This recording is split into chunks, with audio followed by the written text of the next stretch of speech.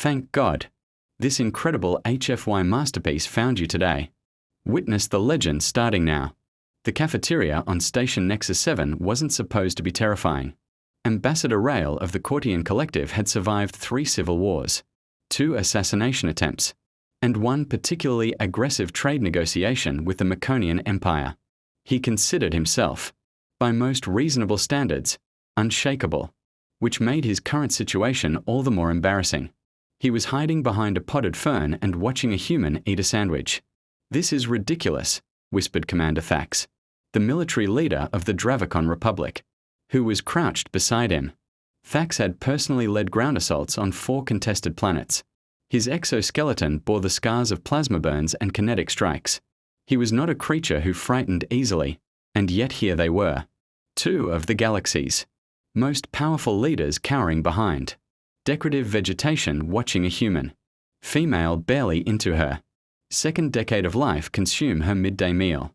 The human's name was Myra Reeves, and she looked, by all accounts, completely harmless. Brown hair pulled into what humans called a ponytail, wearing some sort of casual clothing that bore the logo of an Earth educational institution. She hummed while she ate. Actually hummed, like this was pleasant. Should we warn the others?" Rael asked, his voice barely above a whisper. His translator implants struggled with the tremor in his voice. "Warn them about what, exactly?" Thax replied, though his 3 primary eyes never left the human. "That we saw a juvenile death welder eating food. You saw what she brought. I saw." They had both seen. They wished they hadn't. The day had started normally enough. Station Nexus 7 served as neutral ground for galactic diplomatic functions, which meant it was crawling with representatives from roughly 40 different species. The cafeteria was a marvel of xenobiological accommodation, offering everything from liquid methane, supplements for the cryoxians to high-pressure feed tubes for the benthic delegates. Humans had only joined the galactic community 6 standard cycles ago, and most species were still trying to figure them out. They came from Earth, which preliminary surveys had classified as a Class 12 death world. That classification was later updated to Class 13, then 14, and the Xenobiology Council had recently proposed creating an entirely new category just for Earth. But humans seemed nice enough. They smiled a lot, which was unsettling because it involved showing teeth. But they claimed it was a positive gesture.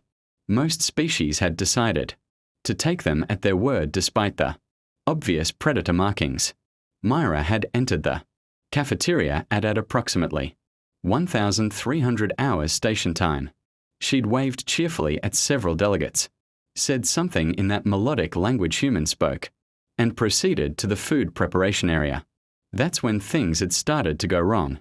Rael had been discussing agricultural subsidies with the Polonian trade minister when he'd noticed several other diplomats going very, very still. The kind of still that prey animals achieved when they hoped a predator might not notice them. He'd turned to look at what had captured their attention. Myra was standing at the food prep station assembling her meal. She'd started with bread, normal enough. Then she'd added some sort of preserved meat product. Concerning, but humans were known omnivores, so technically expected. Then she'd reached for the vegetables. Specifically, she'd reached for the Galactic peppers. "No," Rael had whispered, "but yes. Oh, yes." Galactic peppers were native to Vorath Prime, a planet where the atmosphere was 15% sulfur dioxide, and the average surface temperature could melt lead. The peppers had evolved in volcanic soil developing chemical compounds so aggressive that they were technically classified as a Level 4 biological irritant. Most species required protective gear just to handle them. The Vorethians themselves could only consume them after extensive genetic modification to their digestive tracts. The cafeteria stocked them purely as a courtesy to the 3 Vorethian delegates currently stationed on Nexus 7. They came in a specially sealed container with 17 warning labels in 42 languages. Myra had opened the container with her bare hands, humming that strange tune and placed 6 of them on her sandwich. 6. The Varethian delegate, a dignified elder named Kissick, had actually fainted. Just straight up collapsed. His aide was still trying to revive him with smelling salts, but Myra wasn't finished. Oh, no. Because apparently the humans had brought their own food supplies to the station. There was an entire storage unit in the human quarters filled with items that the xenobiology team was still cataloging with increasing alarm. Myra had pulled out a small container from her bag. The label read, in cheerful Earth script, Grandma's special hot sauce. Thax had pulled up the chemical analysis of human hot sauce during the last diplomatic briefing. The primary active compound was something called capsaicin, on the Dravicon Pain Index, which measured suffering on a scale from 1 to 100. Pure capsaicin rated a 73. For context, a plasma burn was a 68. Humans consumed it for fun. They said it added flavor. Myra had applied this substance liberally to her sandwich. Then, and this was the part that had sent Rael scrambling for cover, she'd reached for something else, pickles. Now, pickles might not sound frightening, but human pickles were vegetables that had been deliberately exposed to acid-producing bacteria and allowed to ferment in a salt solution. The resulting product was so acidic that it would burn through the digestive lining of most galactic species. Humans considered this a preservation method. A preservation method? As if the thing being preserved wasn't actively trying to kill you. Myra had added 3 pickle slices to her sandwich, then closed it up and carried it to a table near the observation window. She'd sat down, pulled out a datapad, and started eating while reading something that made her occasionally laugh. Laugh. While consuming chemical weapons. We should inform the Galactic Health Committee, Rael said, watching as Myra took another bite of her sandwich. A bit of the hot sauce had dripped onto her finger, and she'd simply licked it off. Licked it off? This can't be normal, even for humans. Actually, said a voice behind them, and both Rael and Thax jumped approximately half a meter into the air. They spun to find another human standing there, a male specimen who wore the uniform of the Earth Diplomatic Corps. His name tag read Marcus Webb. Sorry, didn't mean to startle you, Marcus said, though he was smiling that teeth-baring smile that humans insisted was friendly. I couldn't help but notice you guys watching Myra. We were observing, Thax said stiffly, trying to regain some dignity. For diplomatic purposes. Marcus looked past them at Myra, who was now washing her meal down with something called soda, which the initial analysis had flagged as a mild acid solution containing enough refined sugar to induce hyperglycemia in most species. Yeah, Myra's lunch is pretty tame, actually. Tame. That human is consuming biological irritants that would hospitalize most species on this station, Rael said, his diplomatic composure finally cracking. She added acid-preserved vegetables, and what our sensors classified as a level 4 chemical weapon to processed meat products that contain enough sodium to poison a Falarian. And you call this tame? Marcus had the audacity to look confused. It's just a spicy Italian sub with hot sauce and pickles. Pretty standard lunch. Standard. Thax repeated faintly. Yeah, though if you really want to see something, you should catch her at dinner. Thursdays are sequin night in the human quarters. Now, that's spicy. There was a long silence. Somewhere in the cafeteria, a Polonian diplomat had started hyperventilating into a breathing apparatus. How? Rael finally asked. How is this possible? How has your species not driven itself to extinction through dietary choices alone? Marcus shrugged, a peculiarly human gesture that involved raising both shoulders. I don't know, man. We just like food with flavor, you know? Earth's got a lot of different cuisines. Spicy food actually triggers endorphin release in our brains. Makes us feel good. Pain makes you feel good. Thax asked slowly. Well, when you put it like that, it sounds weird. Because it is weird. Marcus laughed. Actually laughed. You guys are really worked up about this, huh? Look, humans have been eating spicy food for thousands of years. We cultivated peppers specifically to make them hotter. It's a cultural thing across, like, dozens of Earth societies. You deliberately made them worse, Rael said. Made them better, Marcus corrected. And it's not just peppers. We ferment stuff. We age stuff. We sometimes bury stuff in the ground for months. We eat fish that's been left to rot in controlled conditions. We consume mold-infested cheese and call it a delicacy. Thax made a sound that the translator couldn't quite process. It might have been a whimper. The point is, Marcus continued, apparently oblivious to the existential crisis he was causing, Myra's lunch is perfectly normal for a human. Nothing to worry about. As if on cue, Myra sneezed. Just once. A reflexive response to the pepper compounds irritating her nasal passages. The force of the sneeze was enough to rattle the observation window she was sitting near. 17 diplomats immediately evacuated the cafeteria. Marcus watched them go with an amused expression. Huh. Guess it's allergy season. Rael exchanged a look with Thax. They had both come to the same conclusion. If this was what human children ate for lunch, what were the adults capable of? What did human soldiers consume before battle? What did their leaders eat at state dinner? The implications were terrifying. Marcus, Rael said carefully, when you said Myra's lunch was tame, what exactly did you mean? Oh, you know, she's vegetarian most of the time, so she goes easy on the meat.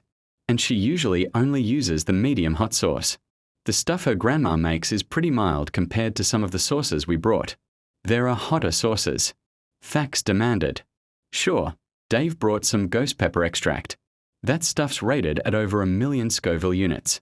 What's a Scoville unit? It's how we measure spice level. A bell pepper is 0 Scoville. A jalapeno is like 2,000 to 8,000. Ghost. Peppers are over 1 million. Vrel's mind raced to do the conversion. The Gelac peppers that had caused Keswick to faint were roughly equivalent to 200,000. Scoville units based on their capsaicin content. Humans had created substances 5 times more potent for recreational use. I need to sit down, Vrel said. The fern's not going to support your weight, Marcus pointed out helpfully. Maya had finished her sandwich and was now eating what appeared to be small orange sticks. The label on the container Red Flame and Hot Cheetos. The xenobiology database flagged them as containing artificial flavor compounds that were, technically speaking, not found in nature and had been synthesized, specifically to overstimulate human taste receptors. She crunched them happily while scrolling through her data pad. What is she reading? Thax asked, morbid curiosity overwhelming his survival instincts. Marcus glanced over. Looks like one of those romantic comedies she likes. Pretty fluffy stuff. Romantic comedies. This Death Worlder was consuming chemical weapons while reading literature about mating, rituals and finding it entertaining. Marcus, Vrel said slowly, I need you to be completely honest with me. Is Maya considered a dangerous human? Maya? Nah, she's a sweetheart. She's here as part of the Youth Ambassador program. Straight a student. Volunteers at animal shelters back home. Plays the violin. Her mom's a botanist and her dad teaches history. Pretty normal family. Normal. There was that word again. So, she has no military training? No survival conditioning? No combat experience? Dude, she's 17. She takes calculus and worries about her college applications. Thax felt something inside him break. This was a civilian. A child by galactic standards. Not even fully grown. And she was casually consuming substances that could be weaponized. What were human soldiers like? What were human warriors capable of? Out of curiosity, Vrel said. His voice very small. What do human military personnel eat? Marcus thought about it. Pretty much the same stuff, but like faster. And sometimes with more coffee. Coffee? Oh, yeah, you guys probably haven't been briefed on coffee yet. It's this bean we roast and grind up and brew in hot water. Contains a stimulant called caffeine. Humans drink it to stay awake and alert. You consume stimulants recreationally? Thax asked. I mean, yeah. Is that weird? It was very weird. The Dravokan military had experimented with combat stimulants for years, but the side effects had always been too severe for regular use. Humans apparently just drank them every morning like it was normal. Because for them, it was. Myra had finished her lunch and was packing up. She waved at Marcus, who waved back. Then she left the cafeteria humming that same tune, completely unaware of the diplomatic incident she'd caused. Rael and Thax slowly emerged from behind the fern. "We need to call an emergency session of the Galactic Council," Rael said. "Agreed," Thax replied. "We need to completely revise our threat assessment of humanity." "Agreed. And we need to never, ever attend a human dinner party." "Strongly agreed." Marcus was still standing there, looking confused. "You guys okay? You look kind of shaken." "We are fine," Rael lied. "Just processing." "Cool. Hey, next week's the Human Cultural Festival. Myra's going to teach a cooking class. You guys should come.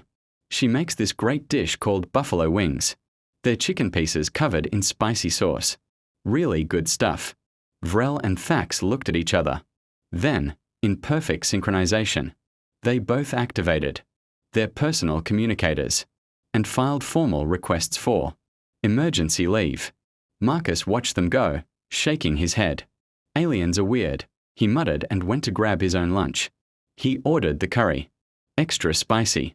The emergency session of the Galactic Council convened exactly 4 hours after what would later be known as the Sandwich Incident. Ambassador Rael stood before the assembled delegates, his chromatic skin flickering through several shades of distressed purple. Behind him, a holographic display showed security footage of Myra eating her lunch. The footage had been slowed down to 1/4 speed because several delegates claimed they couldn't process what was happening at normal velocity. "Distinguished members of the council," Rael began, his voice carrying the weight of someone who had seen things, terrible things.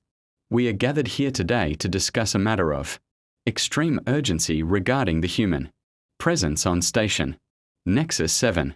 In the viewing gallery, Marcus Webb sat with 3 other human diplomats, looking increasingly confused.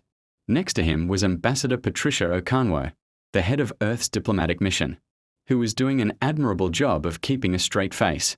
3 hours ago, Rael continued, a human juvenile consumed what can only be described as a concentrated collection of biological and chemical weapons disguised as a meal.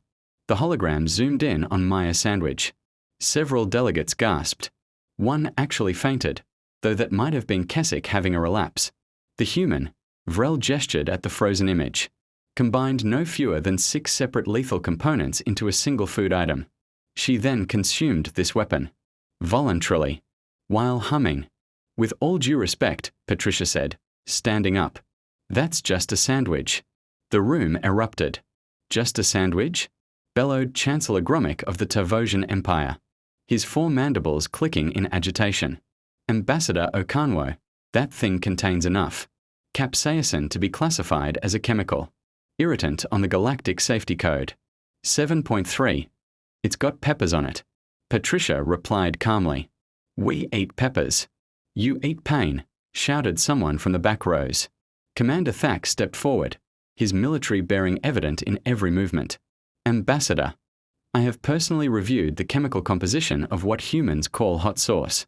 The compound capsaicin activates the same neural receptors that respond to actual thermal burns. Your species has weaponized the sensation of being on fire and added it to food. For pleasure." "Well, when you say it like that, it sounds weird," Marcus muttered. "Because it is weird," Thax roared. Patricia raised her hands in a calming gesture. "Okay, everyone just take a breath. Humans have been eating spicy food for over 10,000 years. It's completely safe for us." "Safe for you," interjected Senator Willix of the Aquarian Collective, speaking through a water-filled vocalization chamber. "We have conducted extensive research on Earth biology since first contact. Do you know what we found?" "I'm sure you're going to tell us," Patricia said. "Your planet is a nightmare." Willix's tentacles writhed in agitation. "Everything on Earth is either trying to kill you, eat you, or both. Your plants produce toxins. Your animals produce toxins. Your insects produce toxins. Even your weather produces toxins in the form of acid rain and electrical storms that could power a small city. And yet, somehow, humanity not only survived, but thrived. And then decided to make everything spicier. It builds character, Marcus offered weakly. It builds insanity. Ambassador Okanwo decided to try a different approach. Look, I understand this seems unusual from your perspective, but I assure you that Maya poses absolutely no threat to anyone on this station. She's a teenager. She likes music. She's good at math. And yes, she enjoys spicy food. That's it, Ambassador. Clears throat, Rael said quietly, pulling up another holographic display. We have analyzed human dietary habits across your various cultural groups. Would you care to explain this? The hologram showed a compilation. Korean kimchi, Indian vindaloo, Mexican habanero salsa, Thai tom yum soup, Ethiopian berbere spice blends, Jamaican jerk seasoning, Sichuan hot pot. Each dish was annotated with its chemical composition and potential hazard rating. Every major human civilization, Rael continued, independently decided that food should hurt. The probability of this occurring by chance is statistically impossible. This is a species-wide trait. Patricia looked at the compilation and shrugged. We like flavorful food. Is that really so hard to understand? Yes, came the chorus from approximately 30 different delegates. Okay, fine, Patricia said, her patience starting to wear thin. Let me explain human biology to you.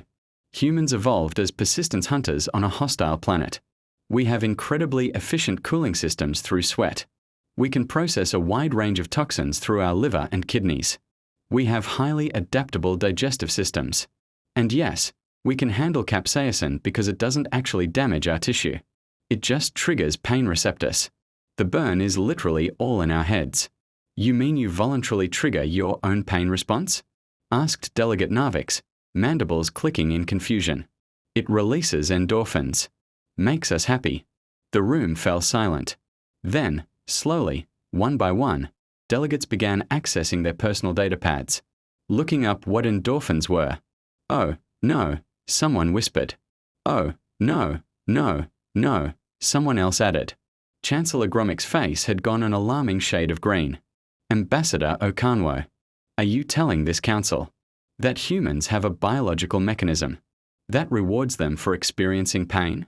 Well, not all.